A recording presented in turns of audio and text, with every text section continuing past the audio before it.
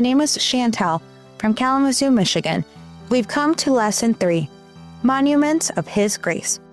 Our memory verse is found in Joshua chapter 4, verses 23 and 24, and it states, "For the Lord your God dried up the waters of the Jordan for you until you passed over, as the Lord your God did it to the Red Sea, which he dried up for us until we passed over, so that all the peoples of the earth may know that the hand of the Lord is mighty, that you may fear the Lord your God forever." God bless you. The crossing of the Jordan marks a before and after in Israel's history. It was not merely a geographical passage, but a spiritual act that demanded obedience, holiness, and dependence on God. The people were to remember that they would not enter the promised land by their own strength or on their own terms, but by following the Lord's direction, symbolized in the Ark of the Covenant. This moment required preparation, surrender, and a heart willing to acknowledge God as the supreme commander. The call to sanctify themselves before the miracle highlights an eternal truth.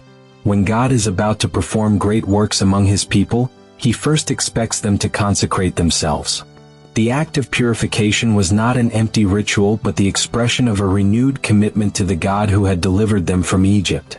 It was a reminder that victory does not depend on human strategy but on faithfulness to the one who opens ways where none exist. Thus, the crossing of the Jordan became a symbol of total trust in God. If they could believe that He would carry them through the waters, they could also believe that He would give them the promised land. The Jordan, then, was the test of faith that preceded the conquest. Welcome, my name is Augusto Palacios, and this is Studying the Lesson.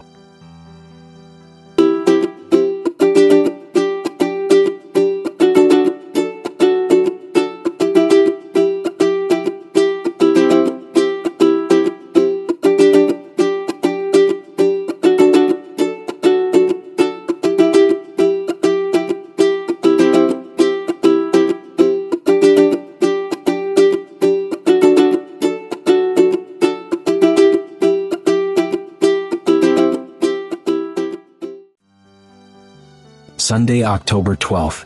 The Crossing of the Jordan. The account in Joshua 3 reminds us that the presence of God, represented by the Ark of the Covenant, was the center of Israel's life. It was neither Moses nor Joshua who determined the course, but the Lord who dwelt among them. For that reason, the people were to maintain a reverent distance from the Ark, to recognize that it was the holy God who went before them and opened the way to the promise. The fact that the Ark moved first and the priests stepped into the waters in faith taught Israel that it was not about their power but about divine direction. Faith had to be expressed in action. The priests had to wet their feet in the river before seeing the miracle. This detail reveals a powerful spiritual principle. God acts, but He waits for His people to trust Him enough to take the first step. Sanctification beforehand was indispensable. The call to consecrate themselves implied cleansing their lives of all impurity, not only externally but internally as well. This reminds us that before receiving heaven's blessings, we must set aside what defiles us and prepare our hearts to hear the voice of God. Purity is not a spiritual ornament, but the essential requirement to experience the active presence of the Lord. The crossing of the Jordan also served as confirmation of Joshua's leadership. Just as the people had seen Moses divide the Red Sea, they now witnessed Joshua leading them through a similar miracle. This showed that God had chosen Joshua and would be with him just as He had been with Moses. Spiritual leadership must always be supported by the presence of God, not by human skill.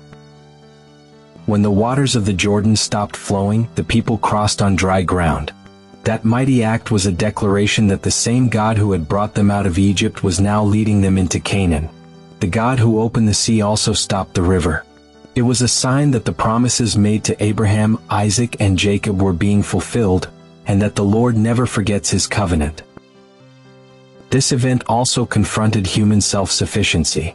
The people had once tried to enter Canaan on their own, without God's direction, Numbers chapter 14, and they failed miserably. Now they had to learn that conquest was only possible when walking in the Lord's time and in His way. This lesson remains relevant today. Outside the will of God, all our efforts end in defeat. The crossing of the Jordan was not just a historical event but a spiritual lesson for every believer. We all face Jordans in life, situations impossible to overcome by our own strength. But when we trust that God goes before us, we can cross safely, for His power makes a way where there is none. Faith, then, becomes the key that unlocks the experience of miracles. Finally, this event points to the greatest promise of all, the entrance into the heavenly Canaan.